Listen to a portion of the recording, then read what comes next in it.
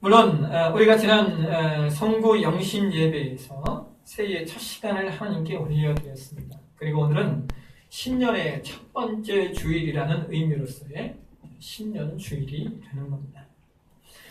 사람이 새로운 해를 맞이하게 되면 언제나 새로운 결심을 하기 마련입니다. 새로운 결심과 결단은 대단히 중요한 것입니다. 그런데 우리가 새로운 결심과 결단을 할 때 참고해야 할 것이 있는데 그것은 바로 내가 누구인가를 아는 것입니다. 특별히 이것은 아이들이 많이 오해하는 것인데요. 여러분 자녀들이 그렇지 않습니까? 뭔가 새로운 시간이 되면 결심했어. 계획표를 세우는데 아침에도 공부, 점심에도 공부, 저녁에도 공부. 계획을 거창하게 짜놓죠. 그래놓고 작심삼일, 3일도 안 가는 거예요. 왜 이런 문제들이 생기냐면 사실은 아이들이 자기 자신을 잘 몰라서 그렇습니다. 여러분 공부도 사실은 습관입니다. 공부하는 습관, 책 읽는 습관들이 이렇게 잘 안 돼 있으면 그 계획만 세운다고 되는 것이 아닙니다. 그래서 우리가 무엇인가 새로운 계획을 세울 때 가장 중요한 것이 내가 어떤 존재인가를 인식하면서 그것에 대한 계획을 맞춰 세워야 된다라고 하는 겁니다. 그리고 그 계획은 언제나 점진적이어야 됩니다. 처음부터 큰 계획을 세울 수 있는 것이 아니라 예전보다 좀 더 나은 계획을 세우면서 그것을 반드시 이루어 가도록 하는 것이 더 중요하다라고 하는 겁니다. 여러분 신앙도 마찬가지입니다. 주일 성수가 잘 안 되는 성도들이 어떻게 여러분 수요 예배, 금요일 같은 것들을 나오시겠습니까?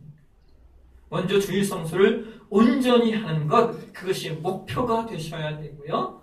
동시에 여러분, 우리는 우리의 삶의 언제나 그 자리에 머물러 있어서는 안 됩니다. 여러분 사람은요 아주 빨리 고착화되는 습성을 가지고 있어요. 그래서 여러분 사람이 가장 싫어하는 게 뭔지 아십니까? 변화입니다. 변화. 사람은 본능적으로 변화를 싫어해요. 그러나 변화되지 않으면 여러분 안주하게 되고요. 안주하면 썩기 마련입니다. 여러분 기업들 중에 100년 가는 기업이 많이 없습니다. 한데 그렇게 잘 나가던 기업들이 왜 망화의 역사 속에 사라지는가? 대표적인 이유가 바로 안주하면서부터 변화를 거부했기 때문입니다. 제가 전에도 말씀드린 적이 있는데 여러분 코닥 필름이라고 하는 회사는 여러분 아주 잘 나가던 회사였어요. 그런데 이 코닥 필름이 디지털 카메라를 제일 먼저 개발했지만 그 기술을 사장시킵니다. 왜요? 그게 나오면 필름을 못 팔아먹으니까. 결국 어떻게 되었습니까? 디지털 카메라의 시대가 왔고 그로 인하여 코닥은 변화에 능동적으로 대처하지 못해서 망했습니다. 여러분 4, 5년 전만 해도 세계 휴대폰 시장의 1등은 노키아였습니다. 우리 한국 사람들은 잘 모르지만요. 여러분 세계에 나가보면 노키아 휴대폰이 가장 많이 팔렸었습니다. 그런데 지금은 노키아가 망했어요. 얼마 전에 마이크로소프트사가 노키아를 인수했거든요. 여러분 그 잘 나가던 회사가 왜 망했습니까? 4, 5년 전만 해도 1등이었어요. 그런데 불과 4, 5년 만에 그 회사가 망한 겁니다. 왜 그렇습니까? 스마트폰이라고 하는 변화에 대응하지 못했기 때문입니다. 반면에 삼성은 그 변화에 민감하게 대응했어요. 여러분 원래 삼성이 뭘 잘하냐면요. 삼성이 잘하는 게 하나 있어요. 베끼는 거. 이게 삼성이 최고입니다. 여러분 삼성이 왜 지금과 같은 회사가 됐냐? 원래 일본의 소니를 베꼈어요. 그냥 그대로 베꼈습니다. 소니 제품들 갖다 놓고 다 뜯어보고 그대로 만든 게 삼성이거든요. 이후에 사실 여러분 이 스마트폰 시대가 오면서 우리는 못 느끼지만 이것이 급격한 변화였는데 삼성이 뭘 또 잘한 거예요? 애플의 아이폰을 그대로 베낀 겁니다.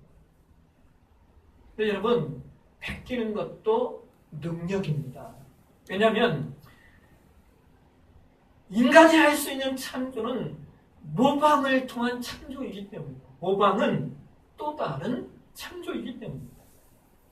그래서 여러분, 중요한 것은 이거예요. 나의 현존을 아는 것. 지금 나의 자리, 나의 위치, 나의 상황을 냉철하게 알아서 내가 어떤 존재인가를 명확히 알아야 내가 지금 나에게 무엇이 필요하고 내가 지금 무엇을 증진시켜야 할 것인가를 알게 되는 것입니다. 내가 나를 모르면 사실상 미래를 준비할 수 없어요. 그래서 고대 그리스의 철학자인 소크라테스는 너 자신을 알라 라고 말하는 겁니다. 이 말을 여러분, 우리 한국 분들은, 우리 한국의 어르신들이 이 똑같은 말을 대단히 부정적이고 대단히 냉소적, 시니컬하게 이렇게 표현하죠. 지 분수도 모른다. 이게 우리 한국 분들의 너 자신을 똑같은 말인데요. 우리 한국 사람들은 이렇게 냉소적으로 표현을 합니다. 사랑하시는 여러분, 오늘 저와 여러분이 봉독한 말씀은요, 교회에 좀 다녀본 분이라면 많이 알고 있는 말씀입니다. 베드로가 예수님을 모른다고 3번씩이나 부인한 사건이죠. 여러분, 이 사건이 참 놀라운 것은 예수님께서 이미 베드로에게 네가 나 모른다고 3번 부인할 거야 예견하셨음에도 불구하고 베드로가 예수님을 부인했다는 사실 때문에 놀라운 겁니다. 여러분, 예수님께서 네가 나 부인할 거야 라고 말씀하시니까 베드로가 뭐라고 말씀했는 줄 아십니까? 마가복음 14장 31절 보실까요? 우리 같이 한번 읽겠습니다. 베드로가 힘있게 말하되 내가 주와 함께 죽을지언정 주를 부인하지 않겠나이다. 누가복음 22장 32절에도 베드로가 그렇게 말해요. 그가 말하되 주여 내가 주와 함께 오게도 죽는 데에도 가기를 각오하였나이다.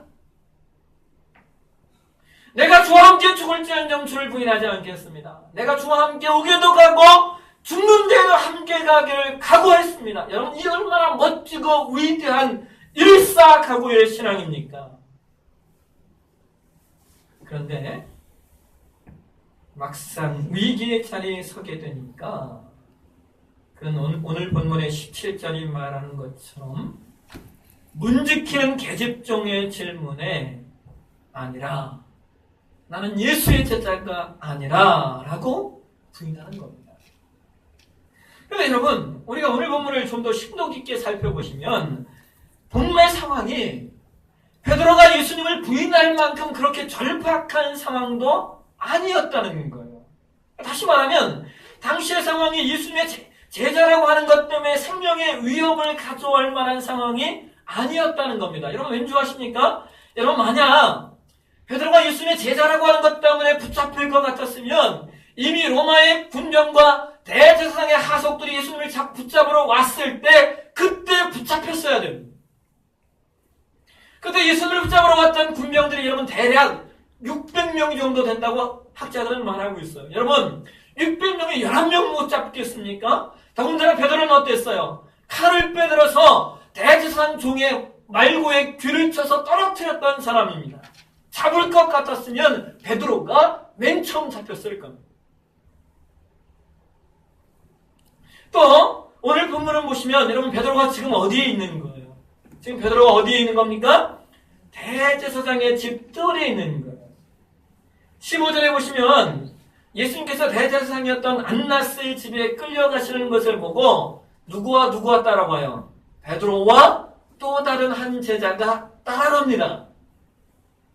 여기 또 다른 제자, 학자들은 대부분 이 제자를 요한이라고 추측하는데요. 그는 대제사장과 아주 친분이 깊은 사람이었습니다. 15절 보시면요, 성경이 그렇게 기록하고 있잖아요.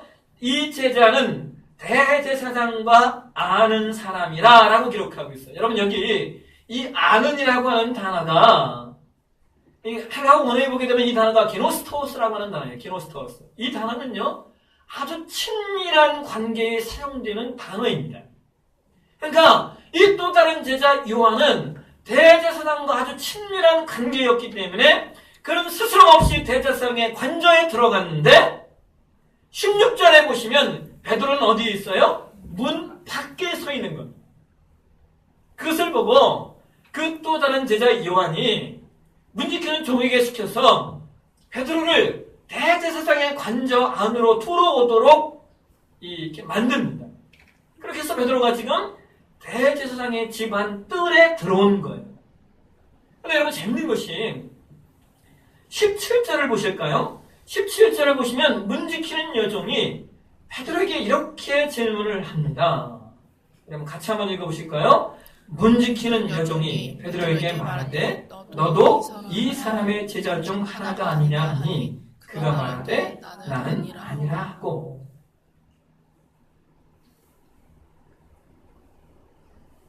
문지키는 여종 계집종이 베드로에게 물어봐요. 너도 이 사람의 제자 중 하나가 아니냐? 여러분 여기 이 너도라는 단어가요. 원래 보게 되면 카이소라는 단어 있는데요. 이 말은 너도 저 사람 같이 하는 말이에요. 저 사람이 누구예요? 대제사장과 친한 사람. 오늘 본문이 말하는 또 다른 제자. 그러니까 여러분 이 말씀의 배경은 뭐냐면 사람들이 다 알고 있었다는 거예요. 요한이 예수님의 제자인 거 대제사장도 알고, 예? 대제사장의 종들도 다 알고 있었고, 동시에 베드로도 예수님의 제자인 것을 다 알고 있었다는 겁니다. 그러니까 여러분 보세요. 이 상황이 무슨 몰랐던 사실을 아는 그 상황이 아니라는 거예요.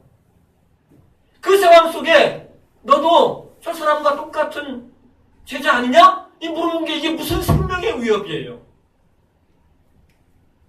근데 그것을 가지고 베드로가 혼자 겁먹어가지고 아니다, 아니다, 아니다 3번씩이나 부인을 하는 겁니다. 근데 여러분 이 베드로의 3번의 부인 속에는요 놀라운 의미가 담겨져 있어요. 2가지 큰 의미가 있는데요. 하나는 베드로가 예수님을 부인하는데 3번을 부인했다라는 사실은요, 그것은 그 내용은 베드로의 실수가 아니라는 거예요. 여러분 이 의미를 이해하시겠습니까? 이건 실수가 아니에요. 여러분 우리도 그렇잖아요. 1번, 2번은 실수할 수 있어. 그죠? 근데 3번은 아닌 겁니다. 이스라엘 백성들은 숫자의 의미를 가지고 있는데 여러분 3이라고 하는 숫자는요, 이건 완전수입니다. 그러니까 베드로가 예수님을 3번을 부인했다. 이 얘기는 뭐냐면 베드로가 예수님을 완전하게 부인했다라는 말이에요. 그 다음에 또 하나가 여기 여러분 이 아니다, 아니라 라고 하는 단어가요, 헬라어 원어에 보면 이 단어가 우크에임이라는 단어를 쓰고 있어요. 근데 여러분 요한복음 18장 1절 이하에 보게 되어지면 가룟 유다가 군대와 대제사장들의 하속들을 데리고 와서 예수님을 붙잡죠. 붙잡으러 왔을 때 그 군병들이 온 것을 보고 예수님이 이렇게 말씀하셔요. 요한복음 18장 4절에서 6절까지의 말씀입니다. 우리 같이 한번 읽어보실까요? 예수께서 그 당할 일을 하시고 나아가 이르시되 너희가 누구를 찾느냐? 대답하되 나사렛 예수라 하거늘 이르시되 내가 그니라 하시니라. 그를 파는 유다도 그들과 함께 섰더라. 예수께서 그들에게 내가 그니라 하실 때에 그들이 물러가서 땅에 엎드려지는지라.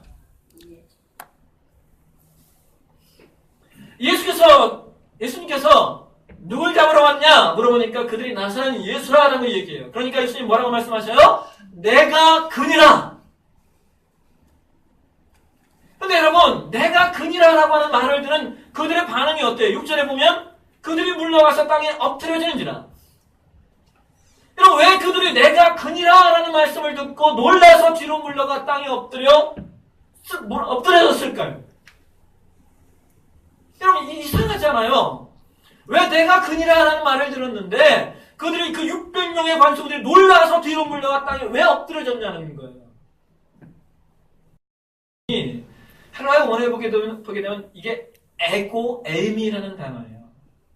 근데 여러분 이 에고에이미가 무슨 말이냐면 영어로는 I am who I am. 여러분 I am who I am 이것을 들어보신 것 같죠? I am who I am. 이 표현이 어디에 나옵니까? 출애굽기 3장에 하나님께서 이스라엘 백성을 탈출시키기 위해 모세를 세우실 때 모세가 하나님께 질문하죠. 출애굽기 3장 13절 모세가 하나님께 이르되 내가 이스라엘 자손에게 가서 이르기를 너희의 조상의 하나님이 나를 너희에게 보내셨다 하면 그들이 내게 묻기를 그의 이름이 무엇이냐 하리니 내가 무엇이라고 그들에게 말하리까? 모세가 하나님께 묻어요.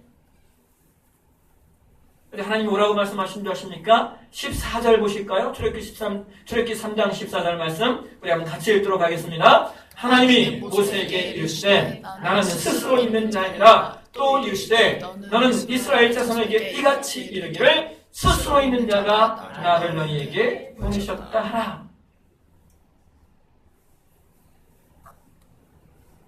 여러분 여기 스스로 있는 자라는 표현이 영어 성경에 보면 I am who I am. 나는 나다라는 거예요.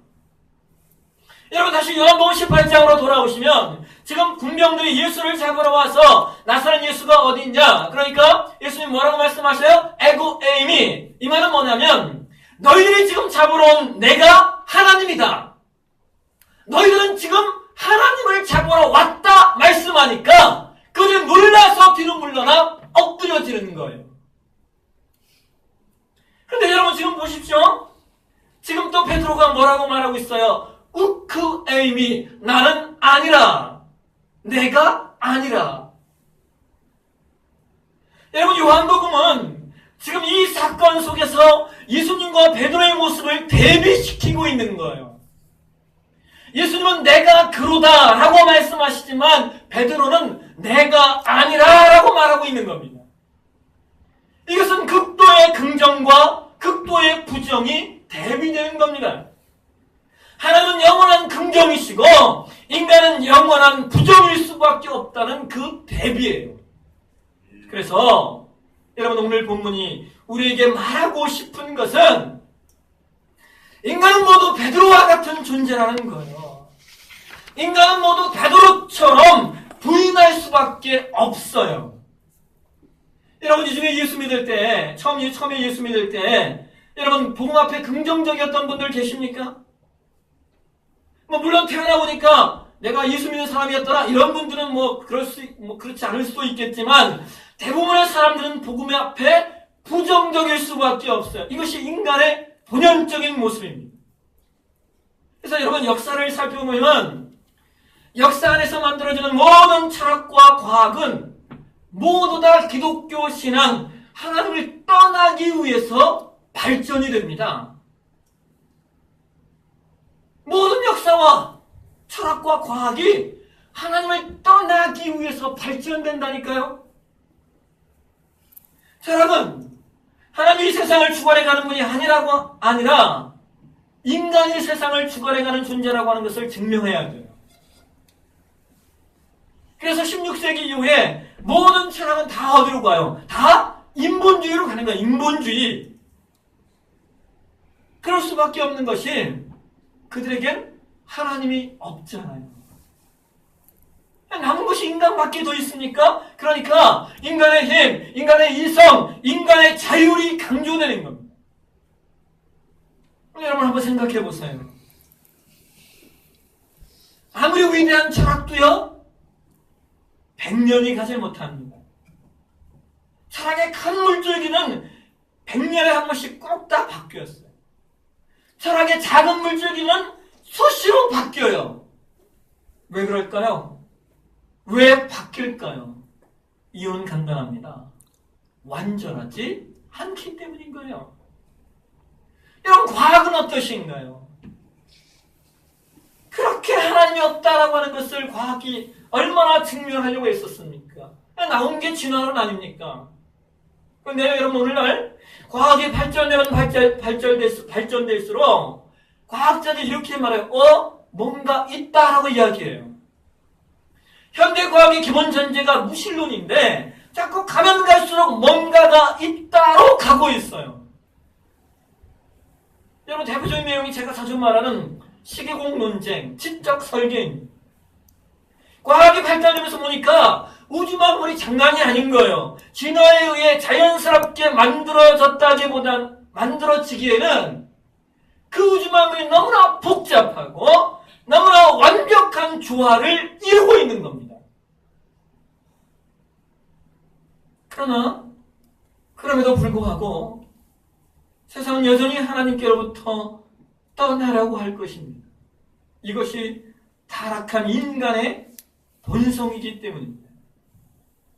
그래서 여러분, 오늘 성경이 베드로의 사건을 통하여 우리에게 알려주고 싶은 것은 하나님을 떠난 인간들은 하나님의 은혜가 없이는 절대로 하나님을 긍정하고 절대로 하나님 앞에 순종할 수 없는 존재들이라는 사실을 알려주고 싶은 거예요. 지금 베드로는 하나님을 부정하는 모든 죄인들의 대표로 거기 서 있는 겁니다. 여러분, 이 본문을 우리가 단순히 그냥 베드로처럼 살아서는 안 된다, 베드로처럼 예수님을 부인하지 않도록 결단하도록 하셔서는 안 돼요.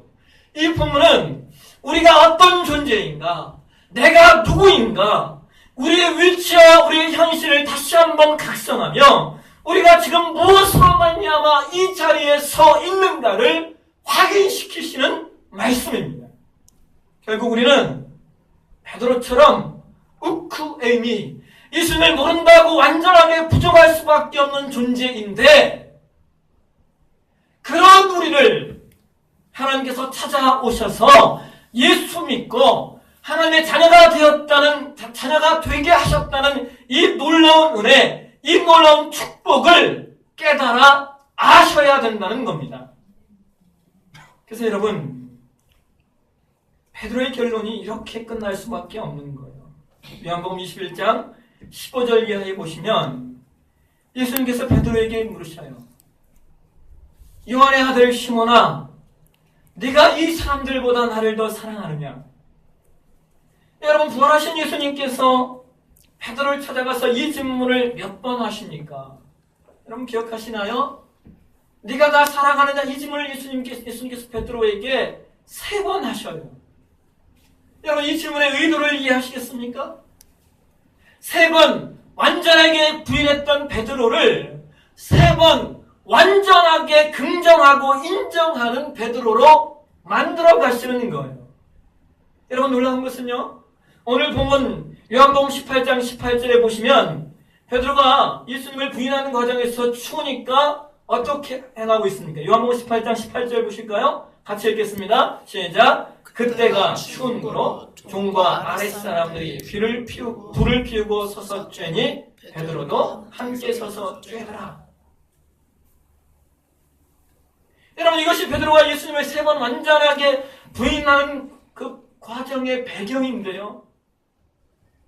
그런데 여러분, 요한복음 21장에서 예수님께서 베드로에게 하나님을 온전히 인정하고 받아들이게 만드시는 그 배경의 모습이 어떠냐? 요한복음 21장 9절 보실까요? 요한복음 21장 9절 같이 읽겠습니다. 육지에 올라보니 숯불이 있는데 그 위에 생선이 놓였고 떡도 있더라.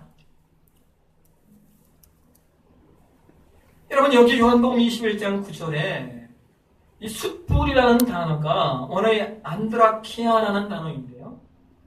이 단어가 요한복음 18장 18절에 불이라는 단어와 똑같은 단어입니다. 그러니까 예수님은 똑같은 상황을 만들어 놓고 베드로에게 말씀하시는 거예요. 베드로야, 네가 나를 사랑하느냐? 물으시는 겁니다. 사랑하신 여러분, 예수님은 베드로의 과거 기억인 숯불의 수치, 그 숯불의 부끄러움을 숯불의 은혜로 바꾸어 가시는 것입니다. 숯불의 수치를 당신의 은혜로 덮으시면서 하나님의 사랑, 예수 그리스도의 은혜를 숯불로 베드로의 마음속에 각인시키고 있는 것입니다. 오늘 저와 여러분도 베드로처럼 베드로와 같은 모습으로 이 자리에 서 계신 것입니다. 예수님께서 베드로를 끝까지 포기하지 않고 찾아가셨던 것처럼 오늘 저와 여러분도 그 은혜 가운데 서 있습니다. 그래서 우리가 신앙하면서 명확히 하셔야 될 내용이 뭐냐? 그것은 내가 어떤 존재이었던가를 깨달아 아는 거예요. 그래서 내가 하나님께 부름받고 하나님의 자녀가 되었다는 사실 앞에 여러분 감사하셔야 되고, 나아가 하나님의 사랑과 예수 그리스도의 은혜로 말미암아 이루어진 나의 구원 앞에 여러분 만족하시는 삶을 사는 것, 그것이 신자의 삶입니다. 2014년 새로운 해가 시작되었습니다. 올 한 해 하나님께서 저와 여러분에게 이루신 이 구원 앞에 만족하고 행복해하는 삶 되셨으면 좋겠습니다. 여러분, 여러분이 하나님의 자녀가 되었다는 사실에 여러분 행복을 누리고 사십시오. 이것이 신앙이고 이것이 신자가 누려야 될 축복임을 기억하는 2014년 한 해가 되시길 주의 이름으로 축원합니다. 아멘. 하나의 원해 보게 되면 이게 에고에이미라는 단어예요. 근데 여러분 이 에고에이미가 무슨 말이냐면 영어로는 I am who I am. 여러분 I am who I am 이것을 들어보신 것 같죠? I am who I am. 이 표현이 어디에 나옵니까? 출애굽기 3장에 하나님께서 이스라엘 백성을 탈출시키기 위해 모세를 세우실 때 모세가 하나님께 질문하죠. 출애굽기 3장 13절 모세가 하나님께 이르되 내가 이스라엘 자손에게 가서 이르기를 너희의 조상의 하나님이 나를 너희에게 보내셨다 하면 그들이 내게 묻기를 그의 이름이 무엇이냐 하리니 내가 무엇이라고 그들에게 말하리까? 모세가 하나님께 묻어요. 하나님이 뭐라고 말씀하신 줄 아십니까? 14절 보실까요? 출애굽기 3장 14절 말씀 우리 한번 같이 읽도록 하겠습니다. 하나님이 모세에게 이르시되 나는 스스로 있는 자이라 또 이르시되 너는 이스라엘 자손에게 이같이 이르기를 스스로 있는 자가 나를 너희에게 보내셨다 하라. 여러분 여기 스스로 있는 자라는 표현이 영어 성경에 보면 I am who I am. 나는 나다라는 거예요. 여러분 다시 요한복음 18장으로 돌아오시면 지금 군병들이 예수를 잡으러 와서 나사렛 예수가 어디 있냐? 그러니까 예수님 뭐라고 말씀하셔요? 에고에이미. 이 말은 뭐냐면 너희들이 지금 잡으러 온 내가 하나님이다. 너희들은 지금 하나님을 잡으러 왔다 말씀하니까 그들이 놀라서 뒤로 물러나 엎드려지는 거예요. 근데 여러분 지금 보십시오. 지금 또 베드로가 뭐라고 말하고 있어요? 우크에이미 나는 아니라 내가 아니라. 여러분 요한복음은 지금 이 사건 속에서 예수님과 베드로의 모습을 대비시키고 있는 거예요. 예수님은 내가 그로다 라고 말씀하시지만 베드로는 내가 아니라 라고 말하고 있는 겁니다. 이것은 극도의 긍정과 극도의 부정이 대비되는 겁니다. 하나님은 영원한 긍정이시고 인간은 영원한 부정일 수밖에 없다는 그 대비예요. 그래서 여러분 오늘 본문이 우리에게 말하고 싶은 것은 인간은 모두 베드로와 같은 존재라는 거예요. 인간은 모두 베드로처럼 부인할 수밖에 없어요. 여러분 이 중에 예수 믿을 때 처음에 예수 믿을 때 여러분 복음 앞에 긍정적이었던 분들 계십니까? 물론 태어나 보니까 내가 예수 믿는 사람이었더라 이런 분들은 그렇지 않을 수도 있겠지만 대부분의 사람들은 복음 앞에 부정적일 수밖에 없어요. 이것이 인간의 본연적인 모습입니다. 그래서 여러분 역사를 살펴보면 역사 안에서 만들어지는 모든 철학과 과학은 모두 다 기독교 신앙, 하나님을 떠나기 위해서 발전이 됩니다. 모든 역사와 철학과 과학이 하나님을 떠나기 위해서 발전된다니까요. 자, 여러분, 하나님이 세상을 주관해가는 분이 아니라 인간이 세상을 주관해가는 존재라고 하는 것을 증명해야 돼요. 그래서 16세기 이후에 모든 철학은 다 어디로 가요? 다 인본주의로 가는 거예요. 인본주의. 그럴 수밖에 없는 것이 그들에겐 하나님이 없잖아요. 남은 것이 인간밖에 더 있습니까? 그러니까 인간의 힘, 인간의 이성, 인간의 자율이 강조되는 겁니다. 여러분 한번 생각해 보세요. 아무리 위대한 철학도요 100년이 가지 못합니다. 철학의 큰 물줄기는 100년에 한 번씩 꼭 다 바뀌었어요. 철학의 작은 물줄기는 수시로 바뀌어요. 왜 그럴까요? 왜 바뀔까요? 이유는 간단합니다. 완전하지 않기 때문인 거예요. 여러분, 과학은 어떠신가요? 그렇게 하나님이 없다라고 하는 것을 과학이 얼마나 증명하려고 했었습니까? 나온 게 진화론 아닙니까? 그런데 여러분, 오늘날 과학이 발전되면 발전될수록 과학자들이 이렇게 말해요. 뭔가 있다라고 이야기해요. 현대과학의 기본 전제가 무신론인데 자꾸 가면 갈수록 뭔가가 있다로 가고 있어요.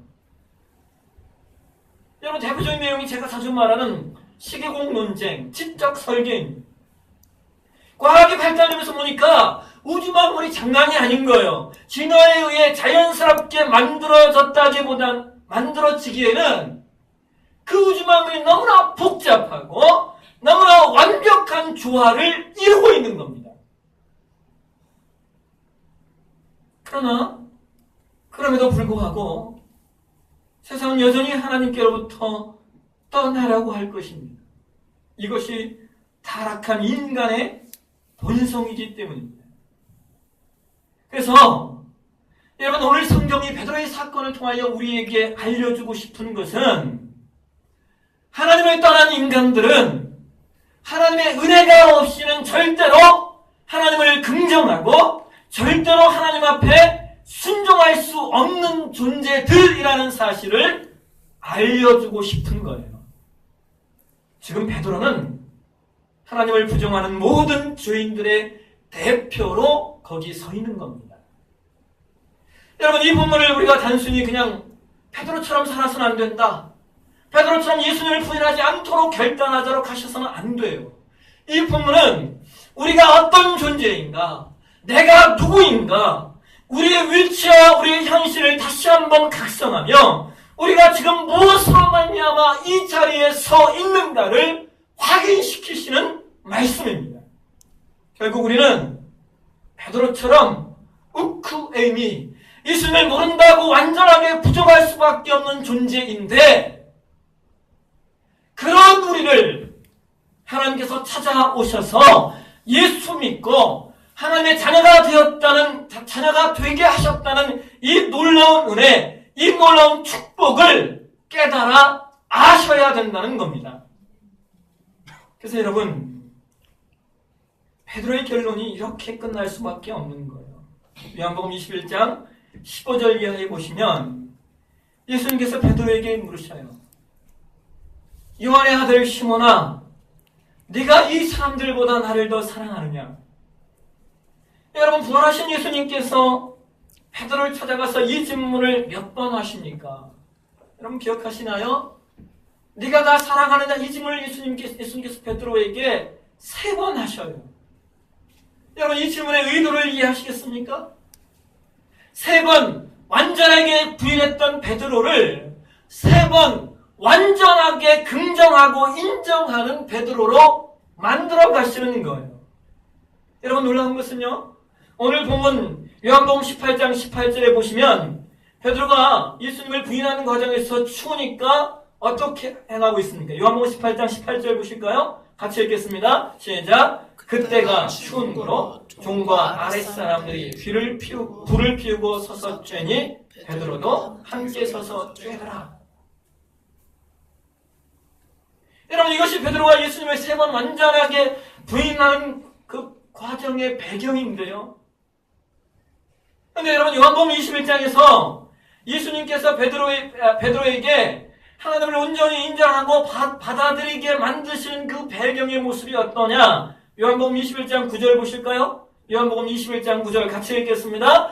육지에 올라보니 숯불이 있는데 그 위에 생선이 놓였고 떡도 있더라. 여러분, 여기 요한복음 21장 9절에 이 숯불이라는 단어가 원어의 안드라키아라는 단어인데요. 이 단어가 요한복음 18장 18절에 불이라는 단어와 똑같은 단어입니다. 그러니까 예수님은 똑같은 상황을 만들어 놓고 베드로에게 말씀하시는 거예요. 베드로야, 네가 나를 사랑하느냐? 물으시는 겁니다. 사랑하신 여러분, 예수님은 베드로의 과거 기억인 숯불의 수치, 그 숯불의 부끄러움을 숯불의 은혜로 바꾸어 가시는 것입니다. 숯불의 수치를 당신의 은혜로 덮으시면서 하나님의 사랑, 예수 그리스도의 은혜를 숯불로 베드로의 마음속에 각인시키고 있는 것입니다. 오늘 저와 여러분도 베드로처럼 베드로와 같은 모습으로 이 자리에 서 계신 것입니다. 예수님께서 베드로를 끝까지 포기하지 않고 찾아가셨던 것처럼 오늘 저와 여러분도 그 은혜 가운데 서 있습니다. 그래서 우리가 신앙하면서 명확히 하셔야 될 내용이 뭐냐? 그것은 내가 어떤 존재이었던가를 깨달아 아는 거예요. 그래서 내가 하나님께 부름받고 하나님의 자녀가 되었다는 사실 앞에 여러분 감사하셔야 되고, 나아가 하나님의 사랑과 예수 그리스도의 은혜로 말미암아 이루어진 나의 구원 앞에 여러분 만족하시는 삶을 사는 것, 그것이 신자의 삶입니다. 2014년 새로운 해가 시작되었습니다. 올 한 해 하나님께서 저와 여러분에게 이루신 이 구원 앞에 만족하고 행복해하는 삶 되셨으면 좋겠습니다. 여러분이 하나님의 제자가 되었다는 사실에 여러분 행복을 누리고 사십시오.